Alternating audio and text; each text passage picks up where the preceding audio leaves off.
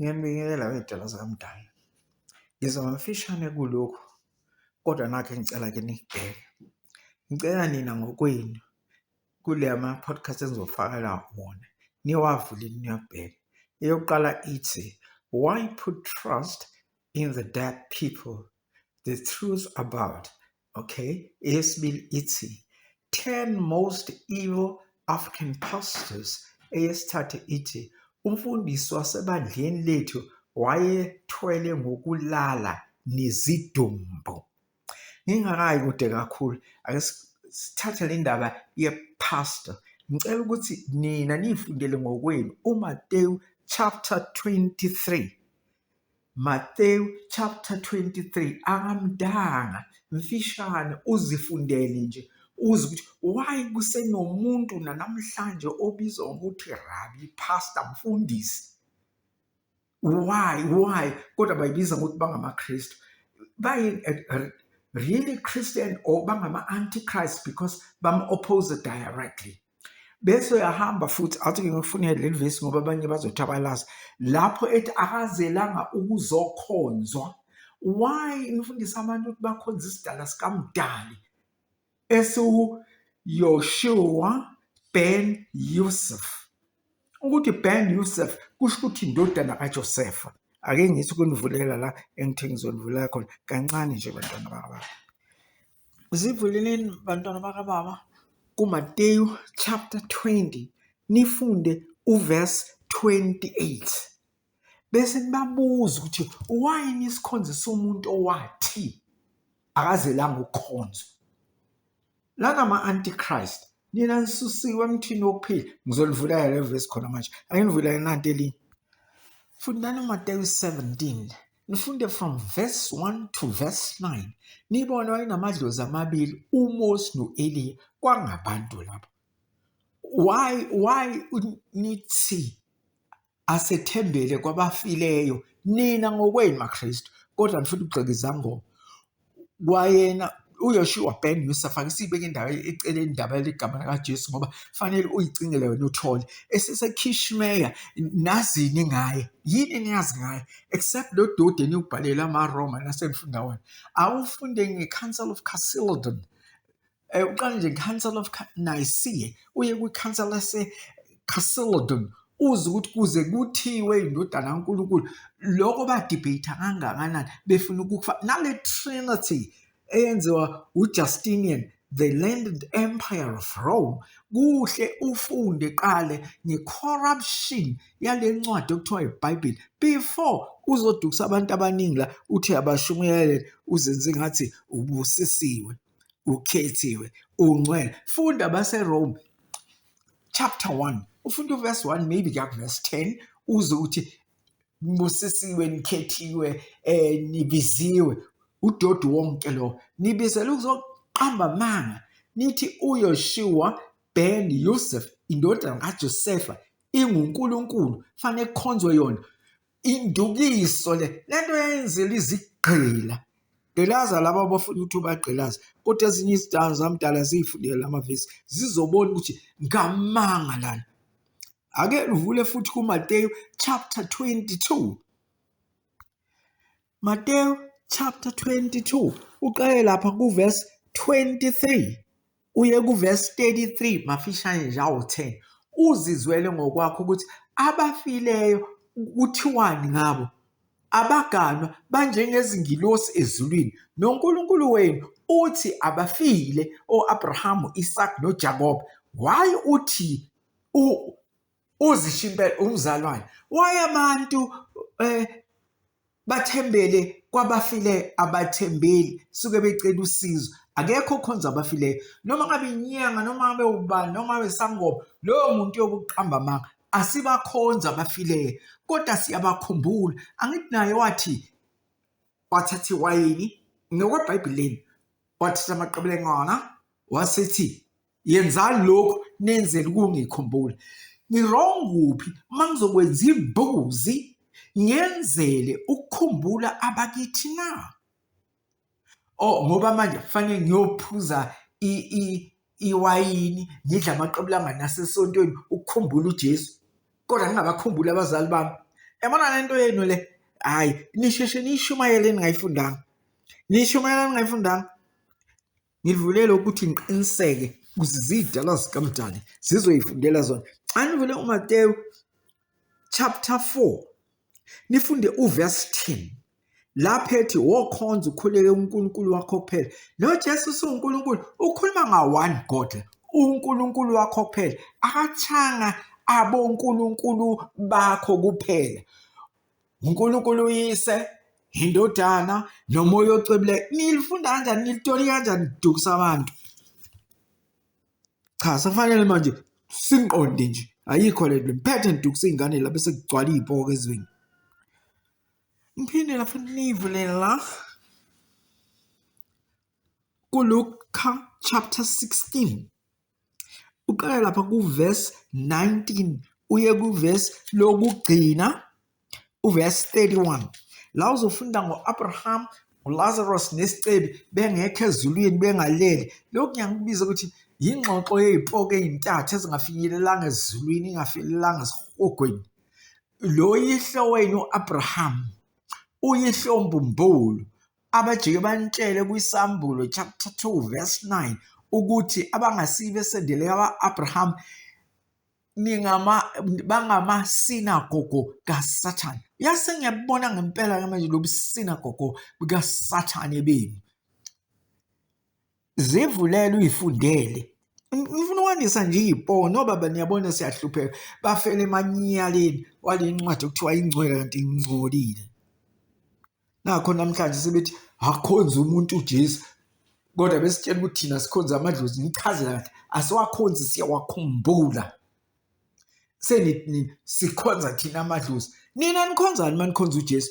Akasile idlozi la kubona. Azange abe namadlozi amathathu. Uma niphika lokho ngizonivulela ngelinye ivesi. Nibona funda qala iBhayibheli ngaphambi kokuthi mhlambe nithi nizoshumayeza wonke umuntu la. Ngale kobusinagogo ngicela nizivulele ngokukaMateyu chapter 15. Ufunde uMateyu chapter 15 funde uverse 24, verse 25 and verse 26. Uwathakazelanga izinjana. Angifuni kuba injana mina kaJesu. Nina nifuna ukuzenza izinjana zikaJesu, amasini nagogo ka-Abraham. Kwenzenjani ngani? Yini indaba? Yini? Nivele nishumayela into ningazange ni-analyze kosanina ngokwenu. Niyibone ukuthi inamanga angala. Khona manje nitshela akekho umprofeti onjengoMosi owazana noNkulunkulu ubuso nobuso, owakhuluma noNkulunkulu ngomlomo nomlomo. Pata umoya kuDeuteronomy chapter 33. Uvule uverse, angivulile manje. Uvuse uverse 11 no verse 20. Uyaphika lapha ku-20 uJehova uthi akekho ngangibona ngamehlo aphile. Yini lento nisanisa iy'ngqondo ngamanga walokho? Awuyivumi lento, ingakho 1973 ngaphuma ngayishiya phansi lento le. Ayikho lento le, umbhedo le. Khona manje abantu bagcwele amajele. Kuthiwa bathethelelwa ngegazi laJesu bengakazali, ama-born free. Yingani kugcwele abafundisi khona lapha amajele? Abanye bazobabaleke sebegangile la, omothoso babaleke bayele kubo. Ndibonile konke no-TP Joshua. Inkohlakalo nje lento. Niqambela ingane kaJosefa noMaria. uYoshua ben Yosef, ngiyamsalutha loyo. Lo Jesu wenu legama iJesu, uMaria akazali ingane igama layo okunguJesu. Ake niyibuze ukuthi lithalaphi lelo gama Jesu Kristu osemele lichakhozwe lomhlanje. Uzuyasho kwasayena umfundi accurate gospel of the Christ. Bayibhale kanjalo phela lamaqela ukuthi akazelanga ukuzobusa, akazelanga ukuzothatha ubukhosi bakaSiza, akazelanga ukuzothatha ubukhosi bamaJuda. Namhlanje nithi uyinkosi. Wabekwa nini ukuthi abe yinkosi? Ubekwa yini? Nalaba abambulala bambeka ukuthi uyinkosi. Naqambela nje abaJuda ukuthi yibo abambulala. Lamanga unina wapokelani efantini?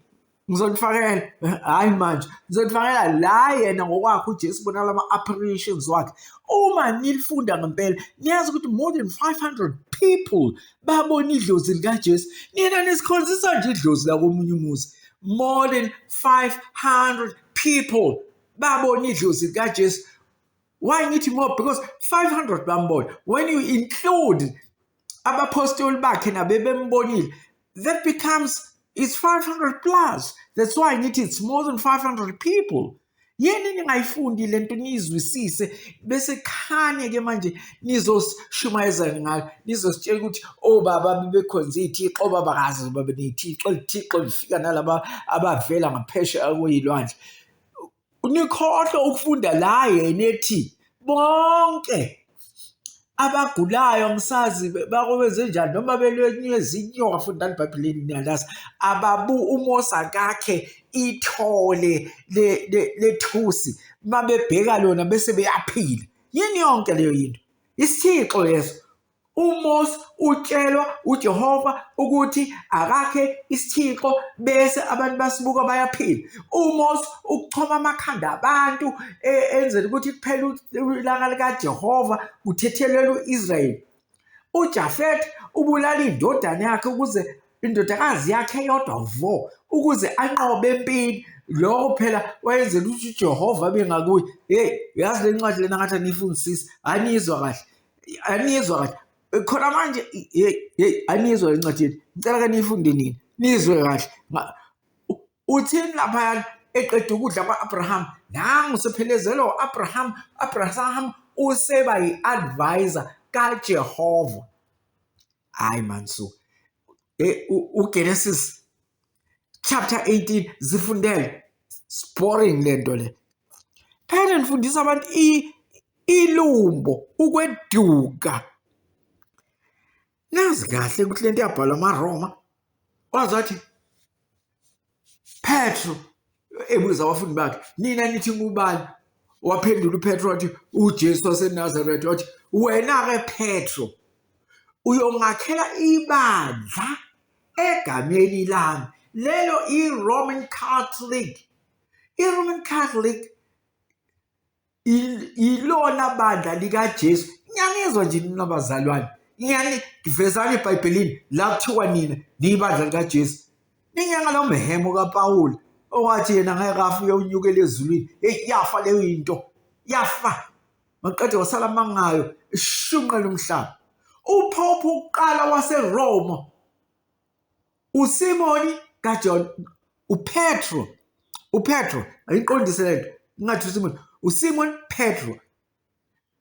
Kuze kunane cula abaculayo emaRomeni, ngangiyinduna emaRomeni mina yezikhodzi, ngizikhodzi ngokwami. Singabe bandla elikatholika elaseRoma, elikatholika elamiselwa. Ngabe ngicule kuqhubeka naliculo manje kuzongoshela isikhathi, kodwa kulelo culo kuyavela ukuthi umholi wamakatholika uSimon Petro ongupapa wawo owamiselwa uJesu ukuthi abe umholi lebandla lakhe. Ake ngitshele mazayo nonke nithi sablend.